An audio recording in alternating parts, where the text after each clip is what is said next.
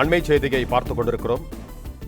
பள்ளிக்கரணை சதுப்பு நிலத்தை சுற்றி 1 கிலோமீட்டர் அளவுக்கு கட்டுமானங்களுக்கு பசுமை தீர்ப்பாயம் தடை விதித்த விவகாரம் தொடர்பாக கிரணாய் அமைப்பு தாக்கல் செய்த வழக்கில் ஆகஸ்ட் 3ஆம் தேதி இறுதி விசாரணை நடைபெறும் என்று அறிவிக்கப்பட்டிருக்கிறது.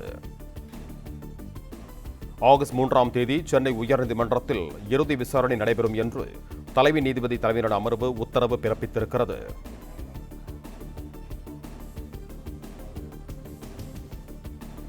கூடுதல் விவரங்களோடு இணைகிறார் எமது செய்தியாளர் ஆனந்த். வணக்கம் ஆனந்த், உங்களிடம் இருக்கும் தகவல்களை பகிர்ந்து கொள்ளுங்க. வணக்கம். சென்னை பள்ளிக்கரணை சதுப்பு நிலத்தை ஒட்டி 1 கிலோமீட்டர் சுற்றளவுக்கு எந்த விதமான கட்டுமானங்களும் அனுமதிக்க கூடாது என கடந்த 2025ஆம் ஆண்டு செப்டம்பர் மாதம் சென்னை சேர்ந்த தென்மண்டல பசுமை தீர்ப்பாயம் உத்தரவிட்டது. இந்த உத்தரவின் அடிப்படையில் பள்ளிக்கரணையில் 1 கிலோமீட்டர் சுற்றளவிற்கு சதுப்பு நில பகுதிகளில் 1 கிலோமீட்டர் சுற்றளவிற்கு கட்டுமானங்களுக்கு அனுமதி வழங்க தடை விதித்து சென்னை பெருநகர வளர்ச்சி குழுமம் கடந்த ஆண்டு அக்டோபர் மாதம் உத்தரவு பிறப்பித்தது. பசுமை தீர்ப்பாயம் மற்றும் சிஎம்டி உத்தரவிற்கு எதிராக ரியல் எஸ்டேட் நிறுவனங்கள் கூட்டமைப்பு சார்பில் சென்னை உயர்நீதிமன்றத்தில் வழக்கு தொடரப்பட்டது.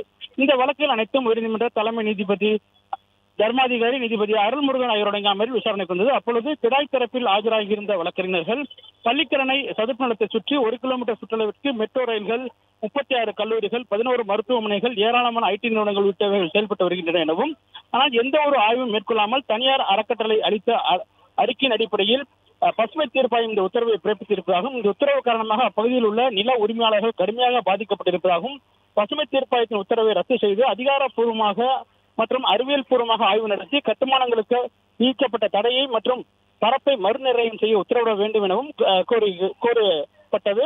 தமிழக அரசு தரப்பில் பசுமை தீர்ப்பாயம் உத்தரவு காரணமாக கட்டிட அனுமதி கோரி பெறப்பட்ட விண்ணப்பங்கள் மீது நடவடிக்கை எடுக்க இயலவில்லை எனவும் 47 விண்ணப்பங்கள் நிலுவையில் இருப்பதாகவும் தெரிவிக்கப்பட்டது. இருதரப்பு வாதங்களையும் கேட்ட நீதிபதிகள் வழக்கினுடைய இறுதி விசாரணையை வருகிற ஆகஸ்ட் 3ஆம் தேதிக்கு தள்ளி வைப்பதாக தெரிவித்து விசாரணையை அன்றைய தினத்திற்கு தள்ளி வைத்துள்ளனர்.